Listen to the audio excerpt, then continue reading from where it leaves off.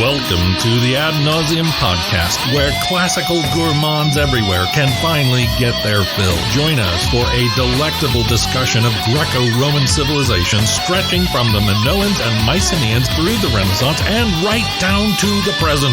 And now, ladies and gentlemen, here are your hosts, Dr. David Noe and Dr. Jeff Winkle. Ad Nauseam listeners to episode 48 of the podcast. As always, my name is Dr. David Noe. I'm here in the vomitorium with my good friend, recently convalescing, Dr. Jeff Winkle. Yes. How are you, Jeff? I'm doing okay. Yes, struggling, fighting a cold. The listener can probably tell. Another summer cold? Another summer cold. Yeah, this is maybe my third one. Wow, that's terrible. Yeah. So I got a bit of the frog in the throat, but okay. Well, we're gonna make it. What have you been up to recently? I spent a weekend in the lovely city of Detroit, Michigan. Motown. Was it like a family vacation? I understand. It was my wife and I get away. You know, we're all couples like to get away. Detroit. Right. What kinds of things did you see there? Well, we went to a baseball game, saw the Detroit Tigers lose to the Orioles. All right. We went to what's called this Van Gogh immersive experience. Really? Which was amazing. They plunge you underwater? They take like a head in a toilet bowl. Okay. They shove you in there and the Van Gogh. What do they call that? What am I looking for? It's the Van Gogh swirly. Oh, it brings me back to junior high, man. But no, it was this really cool room where they project Van Gogh's paintings on the floor and on the walls, and they animate them. It was a really brilliant mix of kind of old school humanities and cutting edge digital technology. Fascinating. Yeah. And speaking of cutting edge, to make it truly immersive, do they remove your ears at the end? They do. I Okay. mean, they didn't mention that in the brochure. It wasn't in the fine right, print. Exactly. But there's a guy waiting with a scimitar. Yeah. At the exit. Right. So a Procrustean finale. exactly right. So Okay. I'm regretting that I upped for the VIP package. Wow. Right. Wow. So before we get to the main event today, Yeah. which is our conversation with Dr. Patrick Owens, we have a shout out, don't we? We do, and this goes to. Katie Donnelly. I remember Katie. Yeah, I have a dim memory of Katie because I only started at Calvin, a former institution, 2007. She left in 2009, but you interacted with her quite a bit. Oh yeah, I had Katie in lots of classes. She was a fireball. Right. Spunky. Okay. Right. Never shy to offer an opinion. I loved having her in class. She's great. Yep. So she writes, I graduated 2009 from Calvin University, nay College, with a double major in classics and ancient Greek. I managed to sneak in some Latin as well. Good job, Katie. And that led me to a master's in anthropology and museum studies. And get this, Jeff. Yeah. She currently works at a history museum in Metro Detroit. Oh my gosh! I had no idea. I would have swung by. Yep. She says, I love listening to the podcast while doing projects on my old house.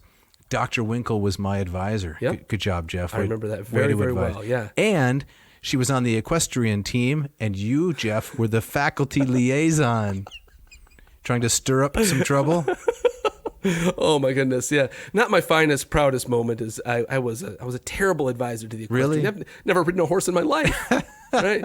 But What's involved in faculty liaising the equestrian club? I think they needed clearance to get pizza for a get together or something like that, or handling the budget for soda pop. Right. I was all over that. Mucking the stables? But No? there was no mucking. Huh. There was no mucking. There was no There was no equine interaction at all. Right. Yeah, every club needs a faculty liaison, though. They do. Yeah. I did some faculty liaising. I think you were the liaison for the rugby team. The rugby team and the chess club. Right. Right.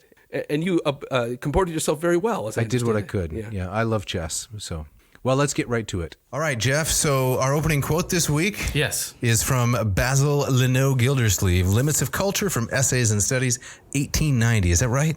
1890. 1890, okay. Long time ago, So yes. you want to read that for us? Sure. Mr. Gildersleeve writes, "What we want is not less Latin and Greek, but less waste of time in learning or pretending to learn Latin and Greek." That's interesting. So he doesn't even want to waste time when he's pretending to learn Latin and Greek. No. It has efficiency all the time. Absolutely. Right. And so we're very happy to welcome into the studio today, into the vomitorium. This is Vomitorium West now, isn't it? Yes, exactly. Are we ever going to go back to the old one? I don't think so, no. This is the new This is the digs. location, Yep. right.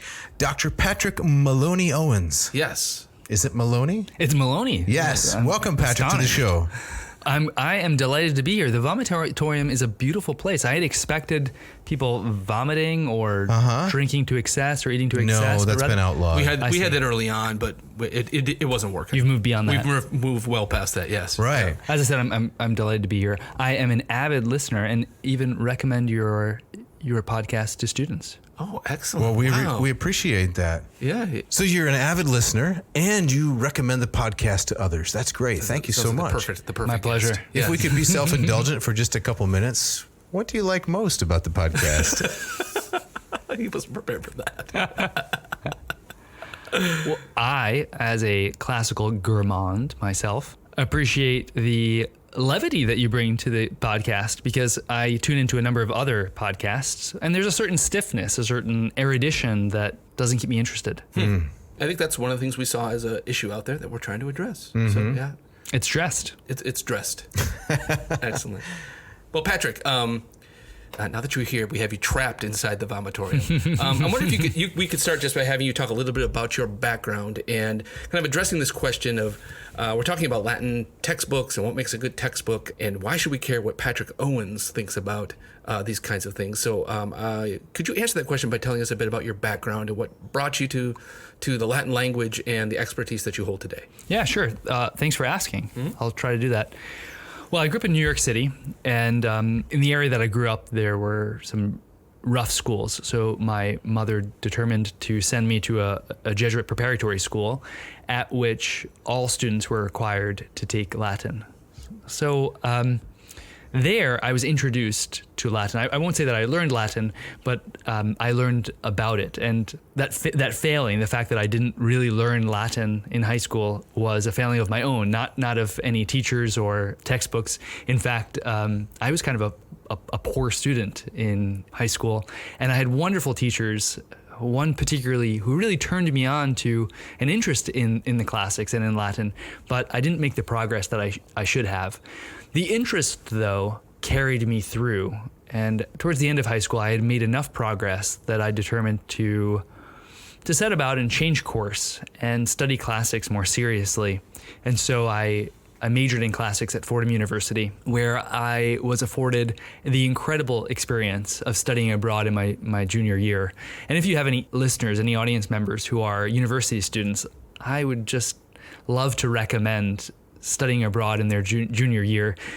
For students of the classics, for classical gourmands, there's no better way than traveling. And I know that you and David have taken students abroad and know the value also of traveling. Oh, without a doubt. Without a doubt. And left some there in our better moments. Take them abroad and just don't bring them back. So I'm curious. So your mom pushed you. You're going to this Jesuit school. That's right. And so I take it she's fully on board with her son getting steeped in Latin and stuff. But now, how about when you now say, "Hey, Mom, I'm going on to study Latin in university. I'm going to make this career." Did she have a moment like I imagine many parents would have today if their child was, I'm going to study classics, like, oh, what are you going to do with that? Sure, right. I think she thought by sending me to a posh preparatory school that I was going to be able to afford to fund her retirement or maybe take care of her in her old age. Yeah. And when I determined to study classics for the rest of my life, I'm sure that there was a panic that I would be unemployed. I don't know that we've ever talked about how she felt about it at the start. Now she's very supportive. But she never said to you, "You're crazy." She never said, "What are you doing?" She was supportive. She really was. She wanted me to follow my interests, and I did. Yeah. So you went abroad to Italy, and you at some point met the incredible scholar Luigi Miraglia, right? Aloysius? That's right. I had studied at the Intercollegiate Center for Classical Studies, also known as the Centro, which is a study abroad center in Monteverde Vecchio in Rome, where the late Reginald Foster resided. That is in that same neighborhood, Monteverde Vecchio. So I had the opportunity to meet and then study with Reginald Foster for many years. Was he involved in the Centro, or did you pursue that independently? He was not. He just happened to live literally down the block, or rather, more precisely, up the block from the Centro. That's crazy. And it was crazy. Yeah. And so I studied, as I said, at the Centro, and then studied what was college year in Athens. And after those two experiences, I came back to Italy again to study with Luigi Miraglia, who is the founder and president of Academia Vivarium Novum, which is an institution in which all students, all members of the faculty, only speak Latin or on occasion ancient Greek. All lectures are provided in Latin. The time that I joined Vivarium Novum, though, it was not in Rome where it is today. It was really more like a motley crew of scholars. We were 6 or 7 in number at the time in a country villa about 2 hours east of Naples, and we decided that we would live in common and hold everything more or less in common, take meals in common. We wouldn't date, we wouldn't go out except in pairs of 2, and we would study classical literature. Wow. How did you stumble upon this group? It was quite fortuitous. You're not doing this for college credit, I imagine. No, there's no credit. There's no credit. This is just an independent, or not independent, but a group experience. It's the greatest kind of leisure. Yeah. And it was really a lesson in what erudite leisure should be. I learned about it from a great article in New Yorker magazine. Maybe you've read this article, I don't know, about Luigi Miraglia. It was published in the early noughts, I guess. And it's a character sketch of Luigi and his eccentricities, I guess, his interests, his desire to found a school of the sort that he ultimately did. And I was drawn to it. His description of humanities and the great Renaissance humanitas drew me in. And having already had the experience with Reginald Foster, in which I recognized that the one way for me to really master Latin would be to speak it regularly, build relationships in it, and learn to think in it, to live in Latin.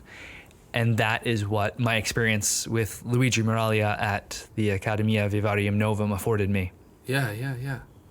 Was there a moment? I'm fascinated by people who are adept with languages and multiple languages. Was there a moment where you found like it clicked?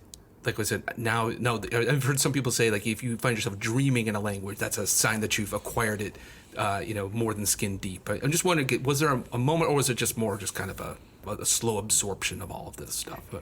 Jeff, you said it. It was sort of like having a dream, the experience in which I one day woke up and recognized, wow, I'm really doing this. I'm really speaking Latin inside.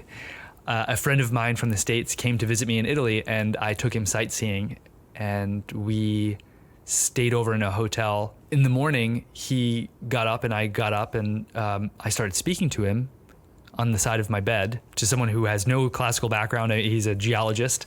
And he said, "I'm sorry, I don't understand what you're saying. I don't speak Latin." And I said, "Oh gosh, I'm sorry. Was I speaking Latin again?" So it was that automatic. It was that automatic. Wow. Yeah. And Sua sponte. Sua sponte. It's kind of ironic. There's this book, maybe you've heard of it. Gosh, what's its title? Sounds familiar.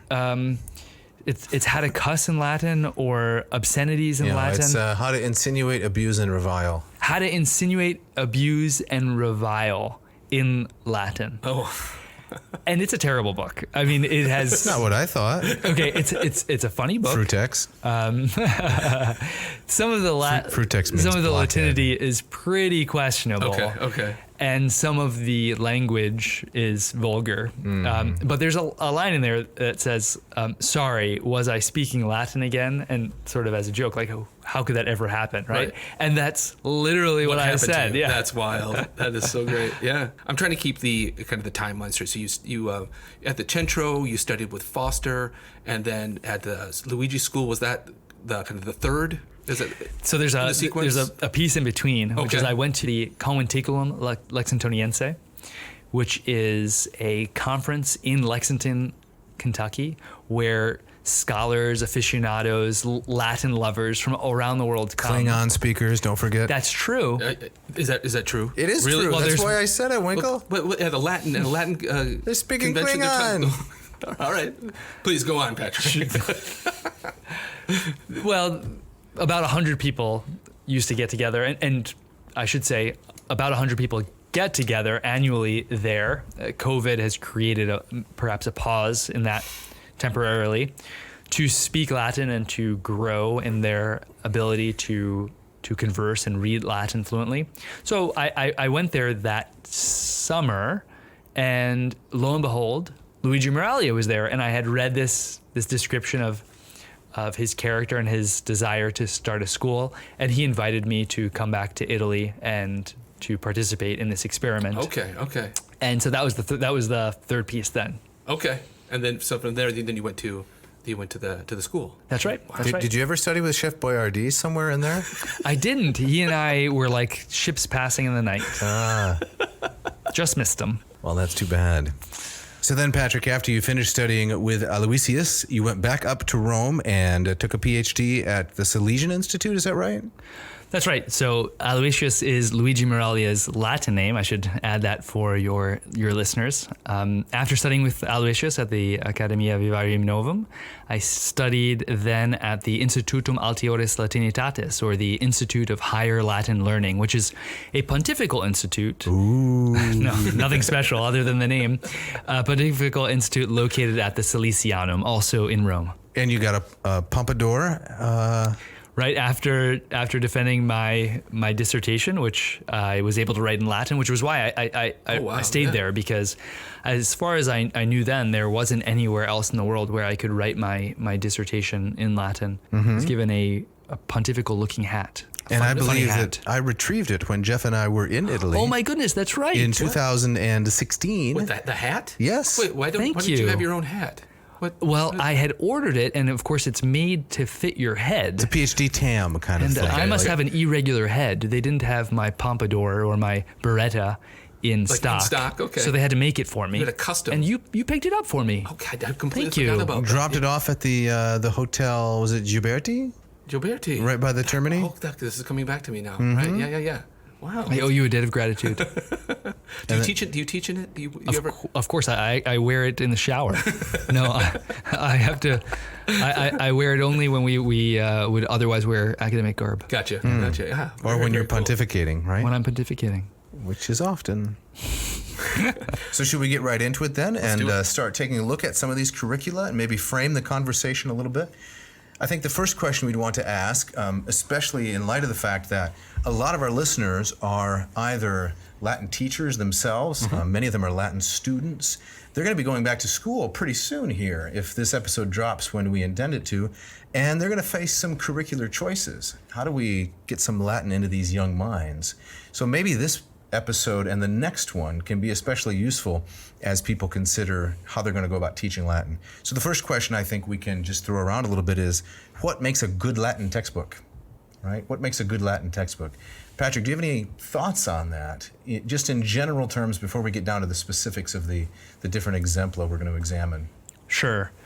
I think that's a great question. It's a good place to start, too. Perhaps even before that, though, we might consider what is a textbook, because many instructors assume that the textbook is the curriculum, that the textbook is not just the curriculum, but that is also sort of an adjunct professor or an adjunct instructor, that the textbook is supposed to teach the students. I see. It's kind of strange because instructors draw a salary. Right. And textbooks rarely draw a salary, That's in my true. experience. So you weren't going to say before we consider what a textbook is, we should consider what a book is? We're not going to go that far. Okay. So if I understand your point, Jeff, help me out here. Yeah. It's really not the textbook that's teaching the student. Is that partly your point? Crazy idea, right? Yeah, the textbook is to be a facilitator of the skill set you're trying to get the student to appropriate. I like the Latinate vocabulary of facilitate, but I would describe the textbook simply in good old Anglo-Saxon tool. It is a tool for the instructor. And if the instructor treats the textbook as the instructor becomes the tool. Yes. And we've all known instructors who are tools. That's right. Absolutely. So don't take that textbook. Yeah, I saw that coming a long way away, and I thought he's going to go for that. He's going to go for that equivocation on the word tool. Yeah. So just let him go. You deserved it. Yeah.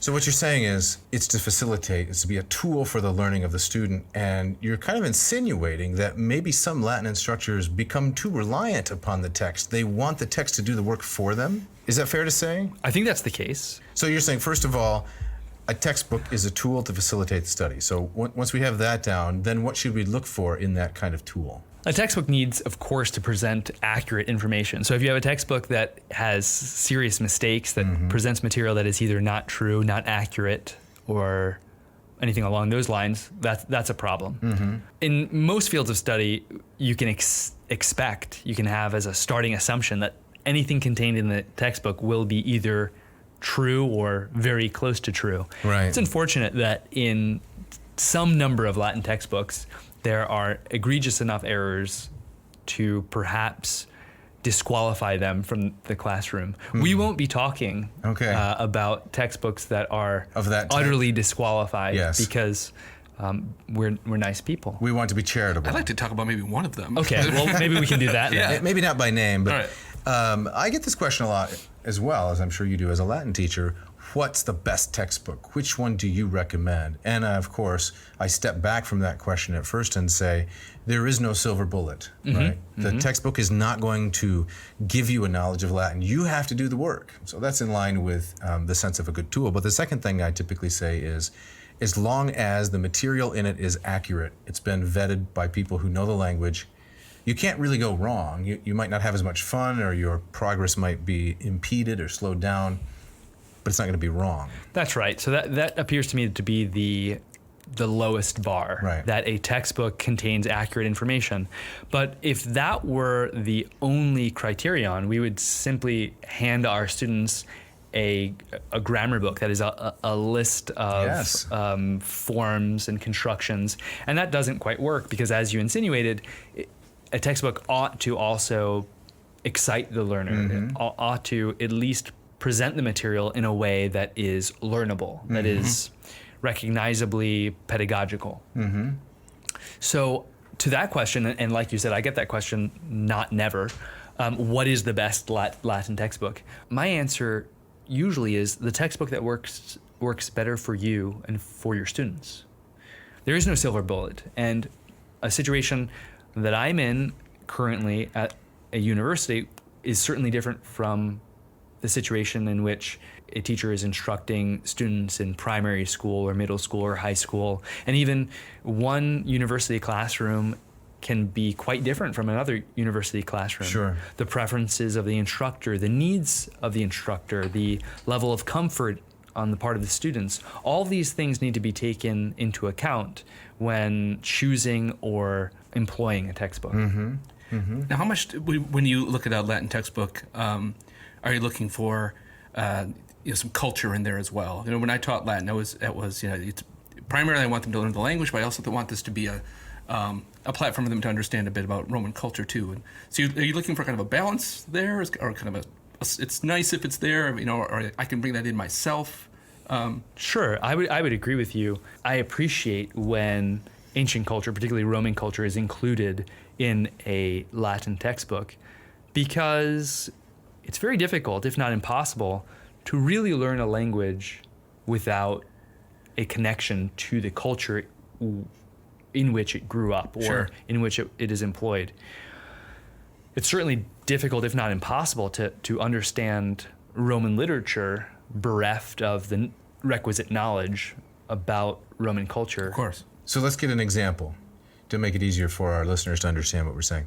What would be an example of something that the student can't come to understand well, some philological, lexical item, without having background in culture? Great question. Well, how about the cursus honorum? Okay. The cursus honorum, of course, is the ladder, so to speak, that a Roman citizen, a Roman politician specifically, would ascend, culminating with the consulate, the office of consul.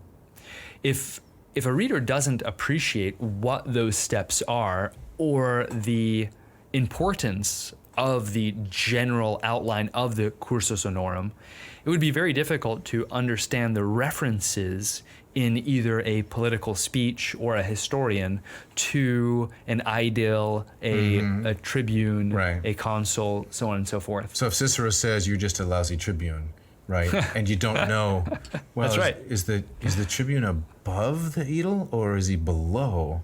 The insult doesn't have much salience. Sure, exactly. And if one doesn't know the responsibilities of the aedile or the tribune, that would complicate such references as well.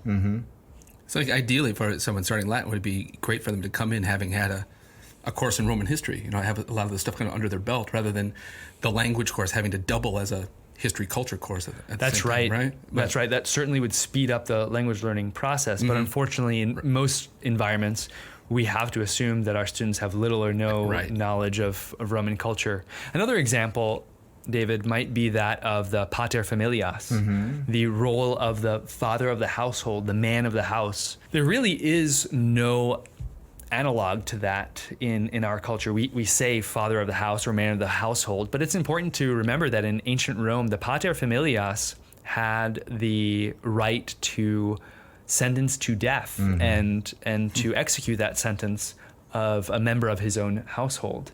And so the reverence owed in the culture and the prudence of reverence exercised towards the pater familias can only be understood within that context. Sure. So when you say the prudence of reverence, you mean everyone's got to respect the pater familias because he has the right to take your life. At least in theory. The law is going to protect him against any kind of prosecution, so long as That's correct. the social pressure doesn't tip in the other direction. I'm not sure that we have a great number of examples of patres familias taking the life of a son or of a member of his household, but at least that is the idea, and therefore there is a certain debt owed. Yeah. And Okay. Whether the power was used or not, it goes way beyond. When we use the phrase "man of the house," right? It's a thing that's completely other. When I imagine a man of the house, I imagine a man wearing a wife beater with that, a of beer course, belly. is a certain kind of T-shirt that's a tank top. Yes. You don't think that your audience members know what I don't know. Okay. And he's got a beer in his hand. That's an alcoholic beverage. Right. And he's sitting on a couch. Yeah. That's not a pater familias. No. So those two terms are really Light years quite apart. different. Yeah. Right. Exactly. Yeah. Right. So we've talked then about what is a textbook, what's the role of a textbook. We've talked a little bit about some cultural elements. What do you think is a good way for a textbook to organize material? Because one of the things I noticed when I began doing some of the homework for this episode, refreshing my knowledge of some of the different kinds of textbooks, is the presentation is always quite different. Most textbooks in Latin, they're going to begin with the first person singular and maybe the first declension in the first chapter, but where are you going to put some of the other things? There's quite a lot of variety. Does the gerund and the gerundive, do they go in the same chapter 28, and dative with special verbs? Where are we going to stick that? So what do you think about presentation as an important element of textbook composition? That's hugely important. That's right. To Jeff's point, the organization of culture and grammar and examples of literature or readings can make or break the presentation of a textbook. Can make it really usable and user friendly, or it can make it difficult to employ in a classroom. As an instructor, I prefer a Latin textbook to be Latin heavy, and that's because. But what I mean by Latin heavy is that it contains a lot of Latin, and it contains a great number of readings and plenty of examples of Latin. There's a tendency in certain Latin textbooks to provide sentences out of context, or to provide in each and every chapter only a few lines of Latin and many paragraphs about Roman culture. And that Roman culture is always in English, or almost always in English. And that doesn't aid in the acquisition of a language, right?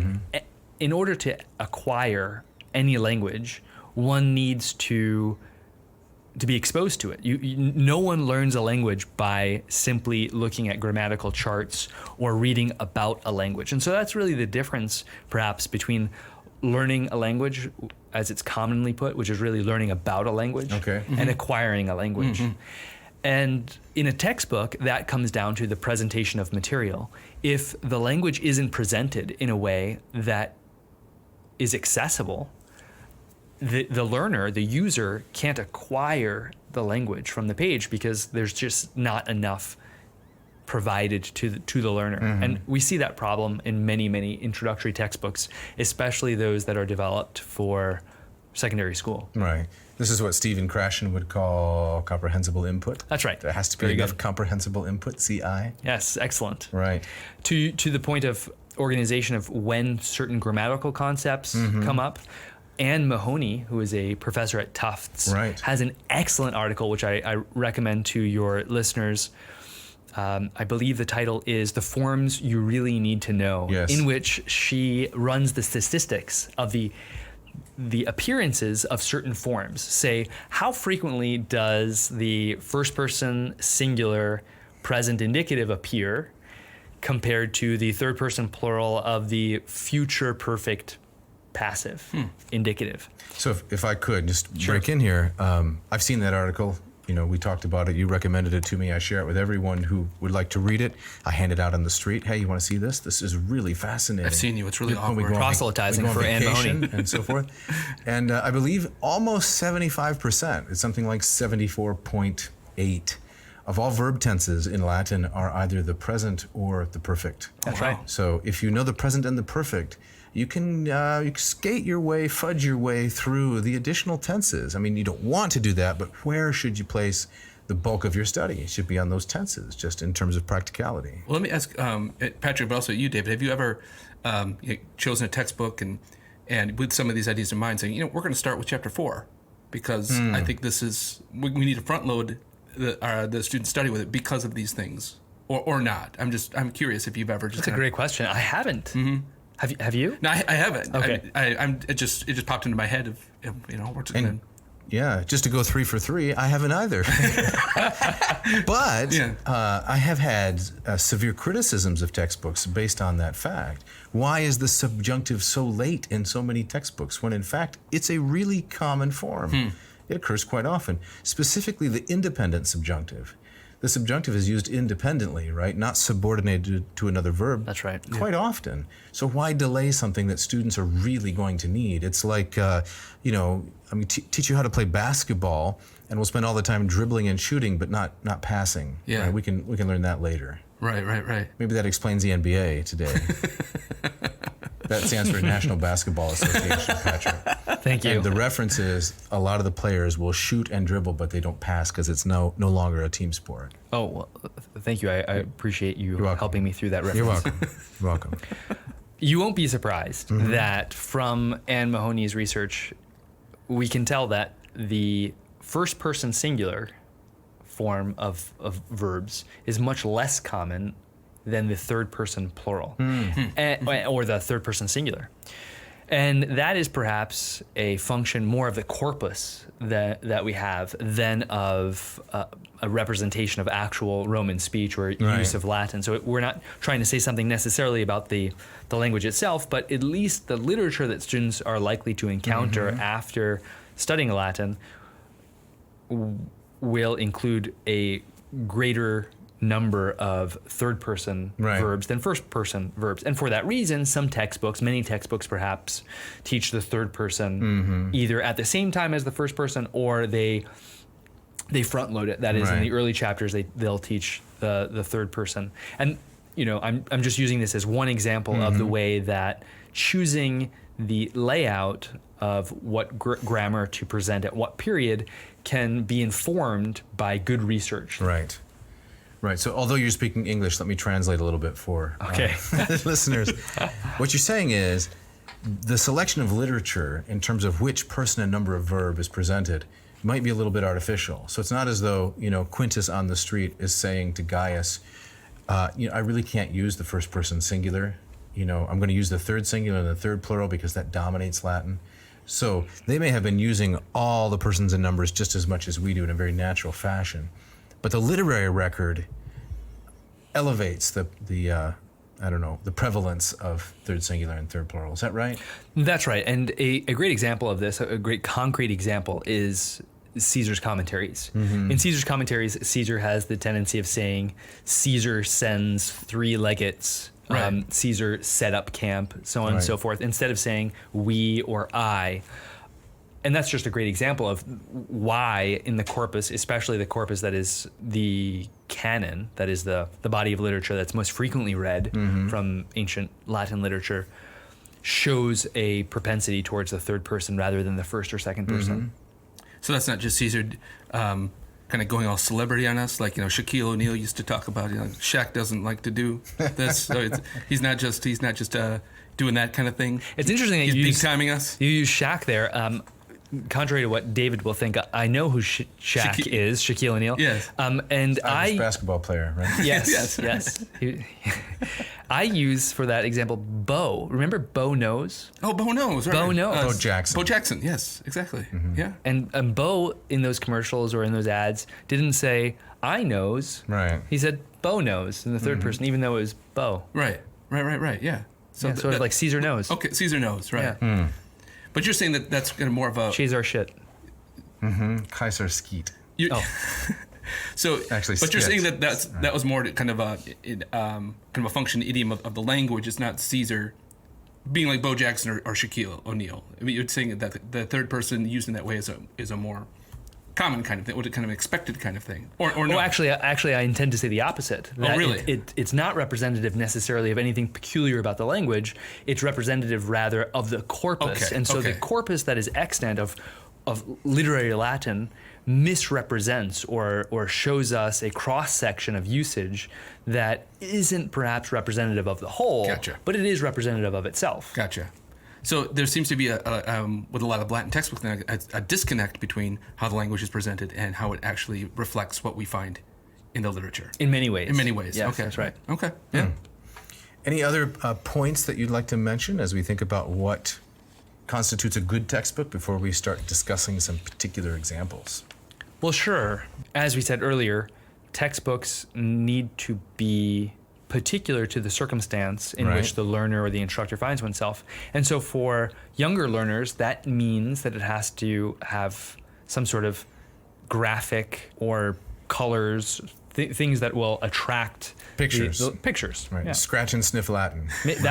I think you're This onto is what- something. This is what the Gallic forest smelled like after the Or the- oxes or and horses garum. went Well, through. garum. I was just going to say garum. Yeah, I wonder what that smells Scratch like. and garum. Right. Well, and garum, of Rotten course, fish. is this fish sauce that the Romans were fond of. Right. Right. Fermented, Yes. several days old. Right. So it's got to have pictures, color pictures. It's got to have Something like that. Something like that for the younger students, and then there needs to be a balance between the forest and the trees. So by that I mean some textbooks have a tendency of early on explaining all the exceptions. I recently used a textbook in which the first chapter presented the first declension and then all the exceptions to the first declension. Right. Like filiabus. Filiabus or the genitive singular in as. Yes. So familias rather That's than right. familiae.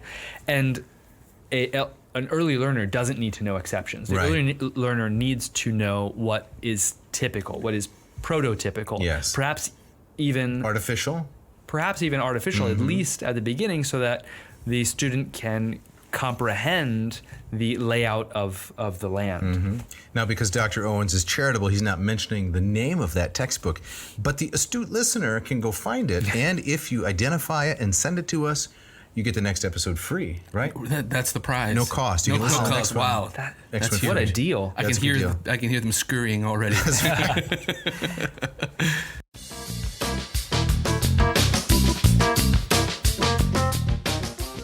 Today's episode is brought to you by Hackett Publishing, based in Cambridge, Massachusetts, and right here in the heartland, Indianapolis, Indiana.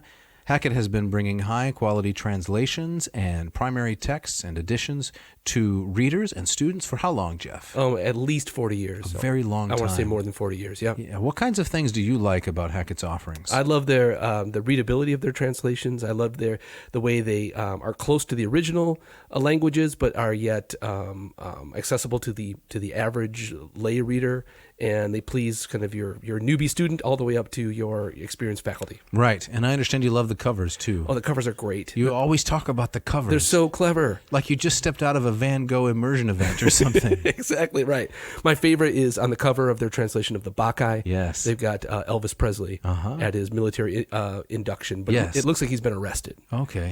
And that's perfect. You know the So in the Bacchae, right, there's the character of Pentheus? Yes. Okay. And then Dionysus, this wild, attractive god, comes to town and drives all the women crazy. Right. And the townspeople don't know what to do with it. Right. Right. So and Pentheus ends up in jail. Yes. Or is it Bacchus? No, Pentheus tries to imprison Yes, Dionysus. and he breaks free and wreaks havoc. Right. So there's the connection to Elvis. Exactly. Right? And whenever it comes to town, all the teenage Clever. girls go crazy. It's perfect. It's brilliant. Yep. Yeah, they also offer a lot of their texts online through something called Red Shelf. Yes. You can get online versions, like a Kindle download, but more sophisticated. Yeah.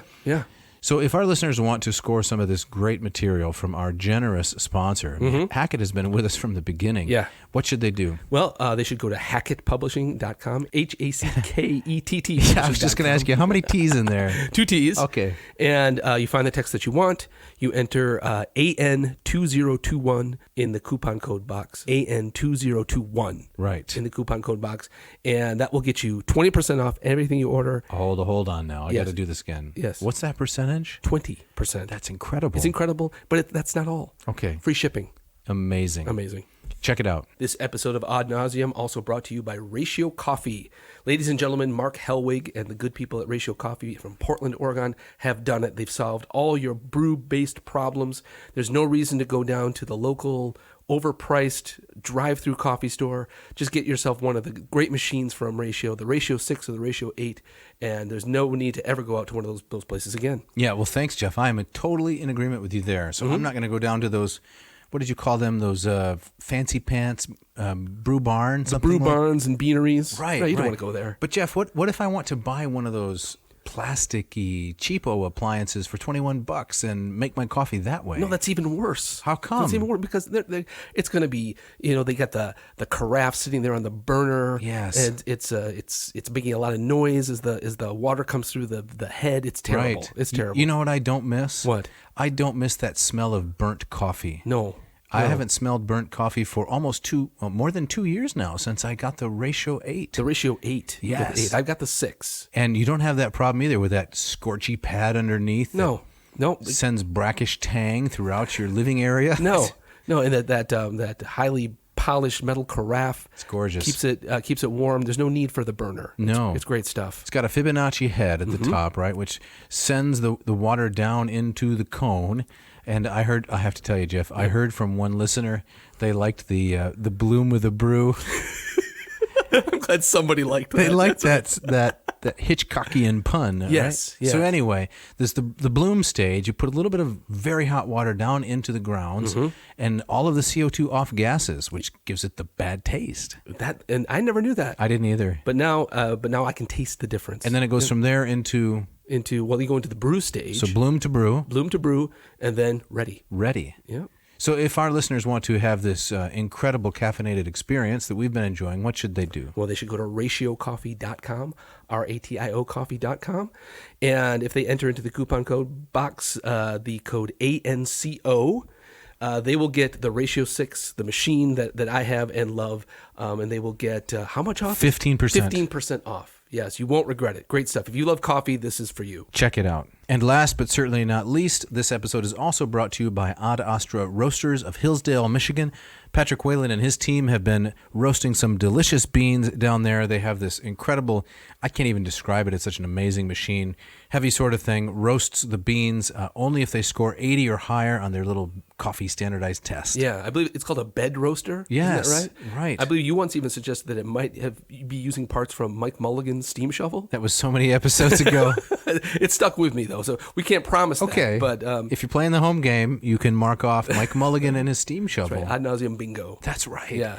And what are some of the blends that you particularly enjoy? I've liked the Tenebris blend. We from got to the go to beginning. Tenebris. It's still my favorite.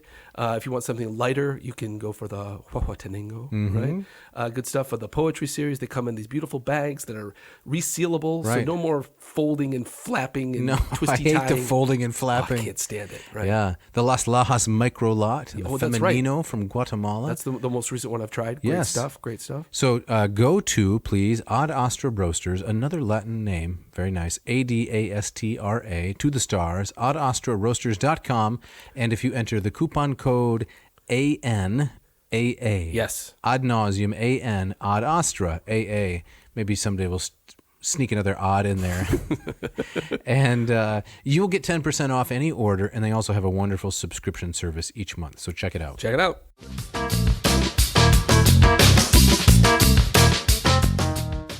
So, shall we get down to brass tacks then? Let's do it. Anything else we want to cover about what makes a good? I mean, we could talk about price maybe and the kind of paper it's printed on, but those seem pretty universal. The quality of Latin textbooks in terms of printing and such has gone up, and the price has gone down on the whole, I would say. Okay. Yeah. Wouldn't you? I mean, when I learned Wheelock Low these many years ago, or Wheelocks, if one insists, it was printed on a kind of newsprint. Yeah. And didn't care for that too much, but they have improved the quality of the materials since that time. Yeah. Well, let's get into it. All right. What are we tackling first? Yeah. So we're going to divide up the review here into different categories of textbooks, and Dr. Owens has suggested that we should go like this. We should look at Wheelock's Latin and group that together with a relatively new text. I think it's about 5, maybe 7 years old, perhaps even a decade by now, called Learn to Read Latin by Russell and Keller. And then the third one in that series is the intensive course by Moreland and Fleischer. Is that right? That's correct. You have a unique way of pronouncing Fleischer. I have an incorrect way of You do? pronouncing it, yes. Like so many of your words. That's right. Right. That's right. So why group, Like you pronounce Wheelock. why I believe group that H these is three silent. together? Yeah.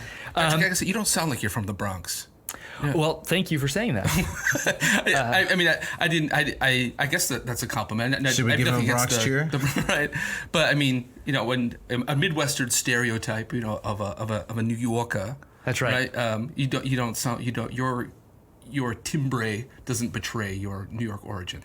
Well, I love the New York dialects. Yeah. I really do. Can you give us a sample? I can't. All right. I discerned early on in life that it was disadvantageous for me to sound like a New Yorker. So you've forgotten that ability. And I, from a very early age, attempted not to sound like a New Yorker, and now I can no So longer. this was a deliberate thing. It was. Oh, wow. Yeah. Okay. I'm not. One of my idiosyncrasies, I suppose. Yeah. So why Wheelock and You're going to insist on that Wheelock, aren't you? Yeah, and Okay. Learn to Read Latin and Moreland and Fleischer. Why put those together? What's So- the organizing principle? So these three texts, Learn to Read Latin, Wheelock, and Moreland and Fleischer, they are squarely within the grammar translation approach. The grammar translation approach, for your listeners who may not be familiar with that description of the pedagogy, is wherein a textbook provides a grammatical structure and then short readings in which the same structure must be translated. So, for instance, often in the beginning of such a textbook, the first or second declension are provided, and the student needs then to interpret short texts, either sentences or a very, very short story, using the information of a table or a similar guide. These texts generally don't have a storyline.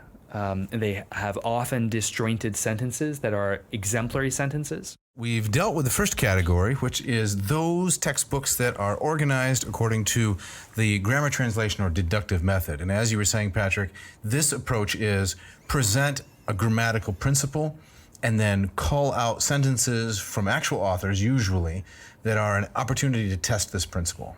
Is that right? That's an articulation of the best of this kind. And Okay. that's a really good description of what happens in Learn to Read Latin, in which the authors have taken pains to present only forms or constructions that appear in real authors. The other two titles in this category, though, don't perhaps meet that criterion. They present sentences that are taken out of context that are not necessarily from actual authors. Okay, Now, some of them have been composed by the authors of the textbook. That's right. So they're, in the case of Wheelock, I assume it would be by Mr. Wheelock, Correct. Of course, and then later by perhaps Wheelock's Lafleur. textbook. Right. Wheelock's textbook, I think, has gone through 7 iterations. Yes, it's in the 7th edition. So much of it has been revised by subsequent authors and editors. Then Moreland and Fleischer has only gone through a few revisions. It was composed as a boot camp for students who wanted to learn all of Latin in one summer. And for that job, it is actually not a bad option. If some were Oh, that's high praise. okay, it's a good option for a Actually, not a bad option. Those are how my teacher evaluations usually go from the students. Dr. Noy was Actually, not a bad option. Not so bad. Yeah. It is pretty efficient. Yes. So if someone wants to teach or learn Latin efficiently, especially in, say, 10 weeks, this is perhaps the only option to do that. But again, that is learning Latin rather than really acquiring it. I don't know anyone who has acquired Latin through this mode. Learning any language within 10 weeks really is more learning about it, learning the structures of it, learning the vocabulary of it. No one is internalizing a language in 10 weeks, in my experience. Yeah, I think that's accurate. Yeah, I started with Wheelocks is that how I should say it? Wheelocks. You can pronounce it any way you want. All right. In 1993, and I did the study it on my own all summer and went through the 40 chapters like that. But I don't think that I really acquired any Latin until at least a decade later when I was teaching and then trying to learn some quotidian expressions. Patrick, let me ask you: do you, like, in terms of acquisition, did you feel like you didn't really begin to acquire the language until you were speaking it and kind of immersing yourself in it on that level and say, okay, it's no longer kind of this textual thing. I'm living it. That, in your opinion, does a spoken element have to be part of the acquisition of any language, including Latin, Greek, whatever? That's a great question. I'm not sure. I can't speak to many other languages. I can say when I was learning Latin in high school, I was learning about it, and I wasn't even doing that very well. I began to really acquire it when I was engaged in meaningful communication with other people, and that meaningful communication carried me on over the humps. And there are many humps, many roadblocks in learning a language. When one gets discouraged, one has difficulty learning necessary vocabulary or committing to memory constructions and recognizing those constructions in context. But those relationships then turn into relationships with the actual authors. All right, so Patrick, when we talk about grammar and translation method and the textbooks giving specific examples of how to test the student on the principle that was just introduced, could we look at chapter 19 of Wheelock and maybe see how this works in practice? Sure. I'll point out to our audience members that we are just randomly opening up to chapter 19. So we're not choosing 19 for any particular reason. That's right.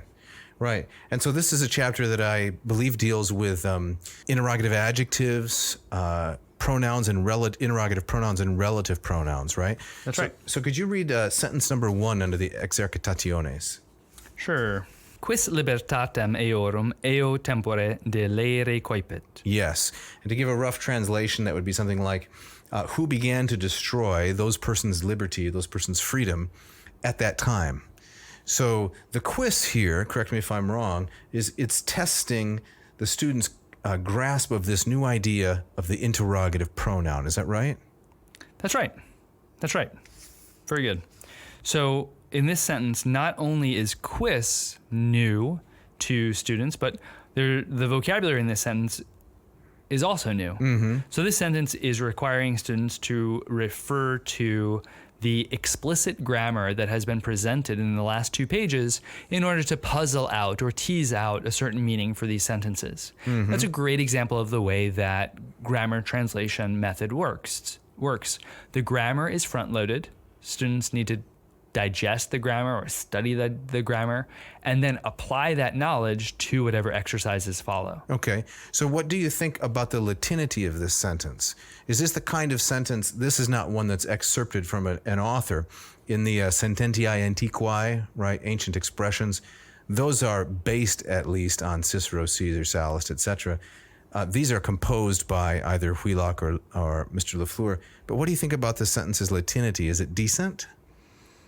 I'll be honest, I am nervous to say on the spot that libertatem delere strikes me as a little bit awkward. Yes.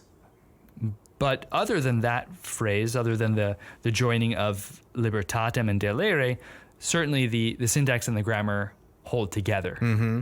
So what you're saying is you're not sure maybe that libertatem, freedom, liberty as an object, that would normally be an object of a verb like delere. That's correct. Yeah. Right. So we'd have to look at Lewis and Short or some other dictionary and find out, is this how a Roman would have expressed the idea of losing liberty, right? Now, Patrick, I'm also curious, for someone who's spoken Latin for such a long time, when you kind of cringe or mildly cringe at the use of that word. Does that come from? What's going through your head? Are you thinking that's not how a Roman would have written it, or it just clangs against your ear? Yeah, great question, Jeff. So the thing is, I work now largely in Neo-Latin literature, which is the literature written after Petrarch. Okay. And so there are certain idioms, certain turns of phrase that come up more and more frequently within that corpus. And because of that, I have trouble just keeping straight in my mind what locutions are really classical Latin and what locutions come up more frequently in later, specifically Neo-Latin literature. So when I read this sentence, I thought to myself, immediately when David suggested it, I saw, quis libertatem tollere coipit. Sounds a little bit more idiomatic to me. Tollere coipit, get rid of liberty, simply strikes my ears or my eyes as more Latin than libertatem delere. But again, I'm on the spot here because we've only opened up to this page it's a moment ago. Podcast though, Patrick. The whole purpose is to put you on the spot. That's right. It's like a blood sport. Yes, that's right. It could also be. Maybe deleo. That verb was introduced in this I chapter, suspect and that- tolo not yet. I suspect that the case is or recently, yeah. Exactly that, and that they don't know the sense of tolere as get rid of. Right, right. Yeah. So that a student might then think that libertatem tolere would mean to lift up. Lift up, yes. Which is, you Liberty. can't really do that to freedom, right? That's right. You can't pick it up. But a general principle is that the more it sounds like an English expression, the less likely it is to be accurate, right? Because You're probably right. two languages have such different idioms, right? Right. And so for the beginner, or the tiro, as we say in Latin, for the tiro, it's very important to learn early on and to accept that Latin is not English written in other words. Right. Right? It's not math where on one side of the equation we have libertatem delere, and on the other side of the equation we have to delete or destroy freedom. It simply doesn't work that way. Right. Languages are not a science, they're an art. Right. And But students want them to be. Oh, they do, don't they? Oh my goodness. They want it to be math. Tell me what this means. Tell me what this always means. Exactly. I remember, as a classics student in college and grad school, one of the questions I would get from people outside the field is, well, hasn't everything been translated already? Oh, yeah. Why would you want to bother? You with hear stuff? that too. But underneath that is this kind of like language is math, right? This word is that word. Yeah. Just switch it. Just interchangeable. We can hardly blame them today, though, in the age of Google Translate. Of course. Because in Google Translate, you can take a Spanish text of moderate length and get very nearly a perfect translation. And that's just not where Google Translate is for Latin today. Yeah. If any of you listeners want to punch some words into Google Translate, it should be called rather gobbledygook translate for Latin. It's Right. great fun, but It is great fun, yeah. but it's not going to get you a And when good students translation. turn in papers or turn in exercises that have been run through Google Translate, it's just face palm. Right. Yeah. So let's look at the second sentence to just Sure. get one more example. Okay. The second sentence is quies libertas abisto auctora dende deleta est. So here we see same routine, right? Now we have libertas subject and the same verb, but now in a different tense, deleta est, in the perfect passive. But testing us on the interrogative, quies, right there at the front. So maybe one of the strengths of this method, maybe the main strength, is consistency of testing on a given principle. So if you are a person with a good memory, you may be able to learn this principle more or less with 7 or 8 examples. If you don't have a very good memory, you're toast.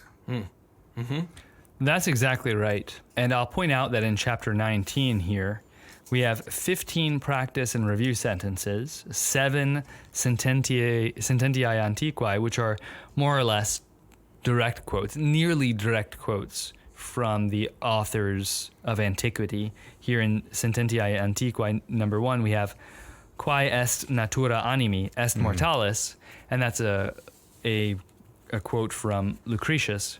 But so far, that means that we only have 22 sentences, and then we have 4 more in a selection. So that's 26 sentences in an entire chapter.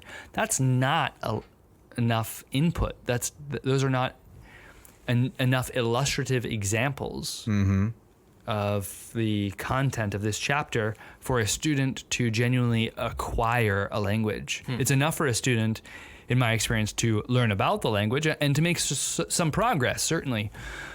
But it's probably not enough to acquire this concept or language in general. So to David's point earlier, if a student is looking for a textbook to master a language, right? Chapter 19 here isn't providing a student enough material with which he or she could master the Latin language or even these concepts.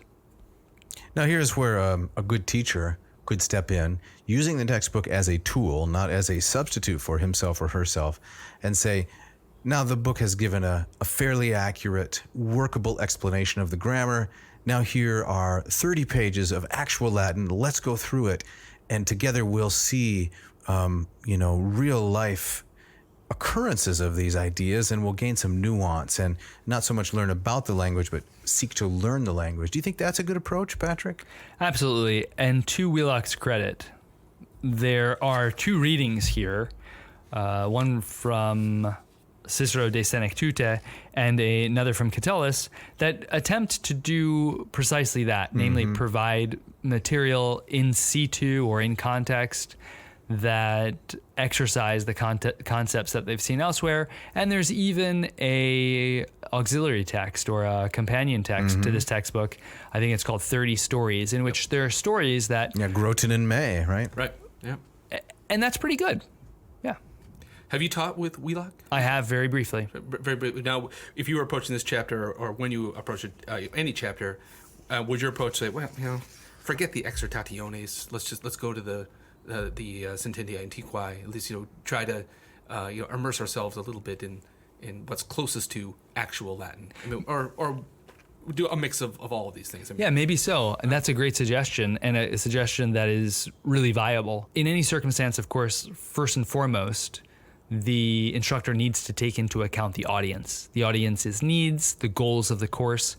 And those of us who teach at an actual institution need to take into account the other team members, namely your other faculty members. Right. And so if there's an expectation that an instructor will teach in a particular mode, or that instructor will hand off his or her students to another faculty member in the next semester, all of these things build constraints. Well, Jeff, we need to get out of here, so we need to tell Patrick thank you for this portion of part 1, and we're going to continue part 2 next week. Yep, that's right. We got a lot of irons in the fire. Yes, that's right. Have some great guests coming up, but we don't want to tip our hat too soon. Right, and we're still working out kind of what order we want to present them in. So yes, is that the right expression? What? To digress a minute, tip our hat?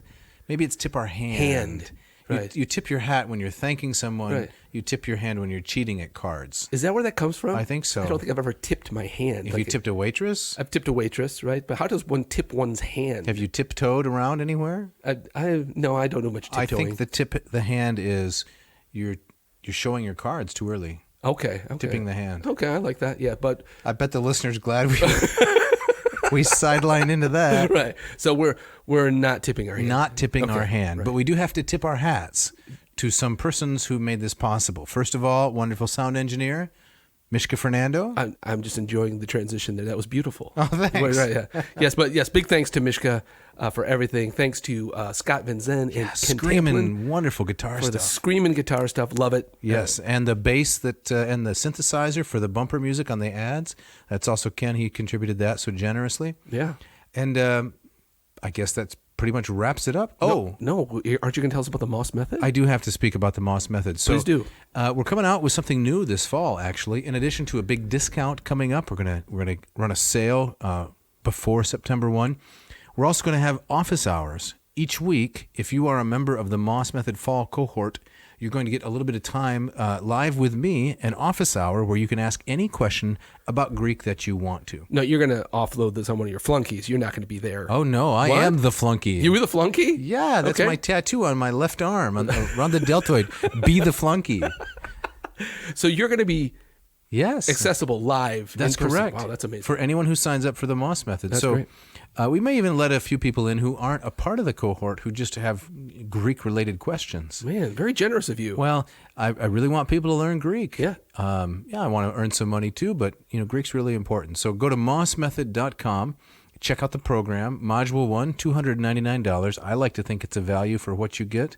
I'd really like the listener to check it out. Yeah, and they can go from neophyte to erudite. That's the slogan. In no time at all. No time. Sounds great. Well, if you want to get in touch with us, you can write to me at jeff@adnauseam.com or to dave@adnauseam.com. Don't forget the V. Yes, we'd love to receive that mail. We do. It's so great to hear from people. It's also a really good way if you want to get a shout out. Yes. Contact us. We'd love to talk you up on the show. But let us know what you're thinking, what you liked, what you don't like, what you want to hear about. Don't hesitate to drop us a line. No, we would love that. You can also go to the Apple iTunes spot and leave a review for us there. I think you can do the same thing on Spotify. Yes. Yeah. We've been so grateful for all the support we've got and all the wonderful listeners. It's been wonderful. And Dave, you've got our gustatory parting shot, right? I do. This comes from a woman named Skylar Blue. I don't really know who she is, but I love this quote. She says, quote, 100% true fact. Spam means sizzle, pork, and someone tell me I'm wrong. Thanks for listening.